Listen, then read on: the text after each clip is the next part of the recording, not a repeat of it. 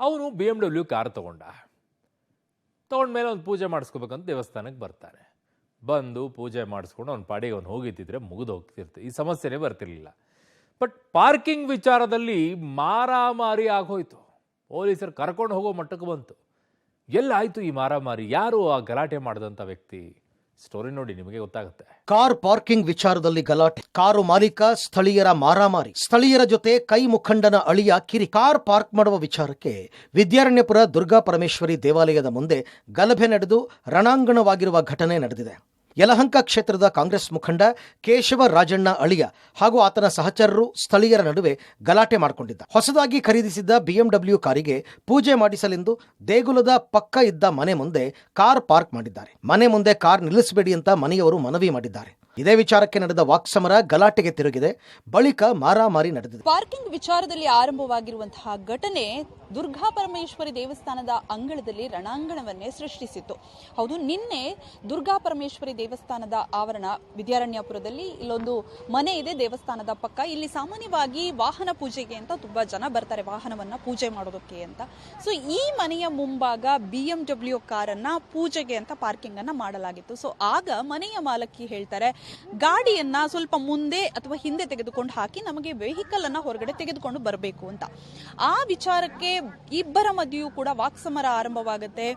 ಇಲ್ಲಿನ ಸ್ಥಳೀಯವಾಗಿರುವಂತಹ ಕಾಂಗ್ರೆಸ್ ಮುಖಂಡನ ಸಂಬಂಧಿಕನ ಆ ಒಂದು BMW ಗಾಡಿಯಾಗಿತ್ತು. ಅದು ಕೇಶವರಾಜಣ್ಣ ಅನ್ನುವರ ಸಂಬಂಧಿಕರ ಗಾಡಿಯಾಗಿತ್ತು. ಆತ ಮನೆಯ ಮಾಲಕಿ ಜೊತೆ ವಾಗ್ವಾದವನ್ನ ಮಾಡಿಸಿದ್ದಾನೆ. ಜೊತೆಗೆ ನಾನ್ ಯಾರು ಗೊತ್ತಾ, ನನ್ನ ಹಿನ್ನೆಲೆ ಏನು ಗೊತ್ತಾ ಅನ್ನುವಂತಹ ಪ್ರಶ್ನೆಯನ್ನು ಮಾಡಿದ್ದಾನೆ. ಜೊತೆಗೆ ಹಲ್ಲೆಯ ಆರೋಪ ಕೂಡ ಎದುರಾಗಿದೆ. ಸೊ ಸದ್ಯ ವಿದ್ಯಾರಣ್ಯಪುರ ಪೊಲೀಸ್ ಠಾಣೆಯಲ್ಲಿ FIR ಕೂಡ ದಾಖಲಾಗಿದೆ.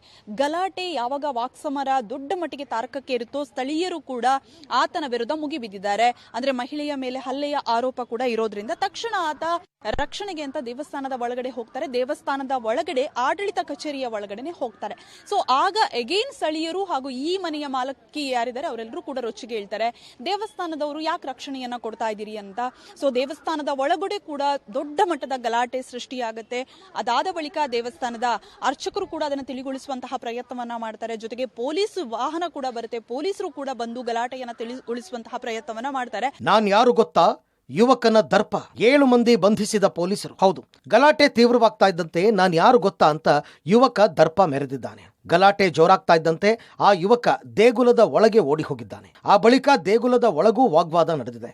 ಈ ವೇಳೆ ಅಳಿಯನ ಸಹಚರರು ಮನೆ ಮಾಲೀಕ ಶ್ರೀನಾಥ್ ಮತ್ತು ಕುಟುಂಬಸ್ಥರ ಮೇಲೆ ಹಲ್ಲೆ ಮಾಡಿದ್ದಾರೆ. ಈ ಸಂಬಂಧ ಕೇಶವರಾಜಣ್ಣ ಅಳಿಯನ ಸ್ನೇಹಿತ ಪುನೀತ್ ಸೇರಿ 7 ಜನರನ್ನ ಬಂಧಿಸಿರುವ ಪೊಲೀಸರು ಎಲ್ಲರಿಗೂ ನೋಟಿಸ್ ಕೊಟ್ಟು ಎಚ್ಚರಿಕೆ ನೀಡಿ ಕಳಿಸಿದ್ದಾರೆ. ಇನ್ನು ಗಲಾಟೆ ಕಾವೇರಿದಾಗ ಕಾರು ಮಾಲೀಕ ದೇವಸ್ಥಾನಕ್ಕೆ ಓಡಿ ಹೋಗಿ ಆಡಳಿತ ಮಂಡಳಿ ಕಚೇರಿಗೆ ಹೋಗಿ ಕೂತಿದ್ದಾರೆ. ಇದರಿಂದ ರೊಚ್ಚಿಗೆದ್ದ ಜನ ದೇವಸ್ಥಾನದ ಒಳಗೆ ಬಂದು ಗಲಾಟೆ ಮಾಡಿದ್ದಾರೆ. ಪೊಲೀಸರು ಸ್ಥಳಕ್ಕೆ ಬಂದು ಗಲಾಟೆ ತಿಳಿಗೊಳಿಸುವ ಪ್ರಯತ್ನ ಮಾಡಿದ್ದಾರೆ. ಈ ಬಗ್ಗೆ ದೇವಸ್ಥಾನದ ಪ್ರಧಾನ ಅರ್ಚಕರು ಕೂಡ ಸ್ಪಷ್ಟನೆ ಕೊಟ್ಟಿದ್ದಾರೆ. ಯಾವುದೇ ಒಂದು ಇದು ನಡೆದಿಲ್ಲ, ಮಹಿಳೆ ಮೇಲೆ ಹಲ್ಲೆ ಅಥವಾ ಬೇರೆ ರೀತಿಯಾದಂಥ ಯಾವುದೇ ಒಂದು ಚಟುವಟಿಕೆ ನಡೆದಿಲ್ಲ.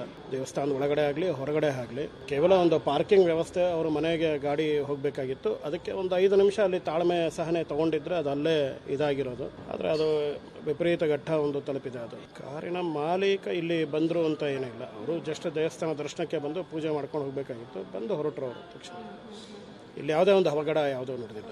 ರಕ್ಷಣೆ ಅಥವಾ ಅಲಿಗೇಷನ್ಸ್ಗೆ ಅದು ಇಲ್ಲಿ ಯಾವುದೇ ಒಂದು ಇದಿಲ್ಲ. ಇನ್ನು ಪೊಲೀಸರು ಪ್ರಕರಣ ದಾಖಲಿಸಿಕೊಂಡು ತನಿಖೆ ನಡೆಸ್ತಾ ಇದ್ದಾರೆ. ಗಲಾಟೆಗೆ ಕಾರಣ ಯಾರು ಅನ್ನೋ ಬಗ್ಗೆ ತನಿಖೆ ನಡೆಸ್ತಾ ಇದ್ದಾರೆ. Public TV, Bengaluru.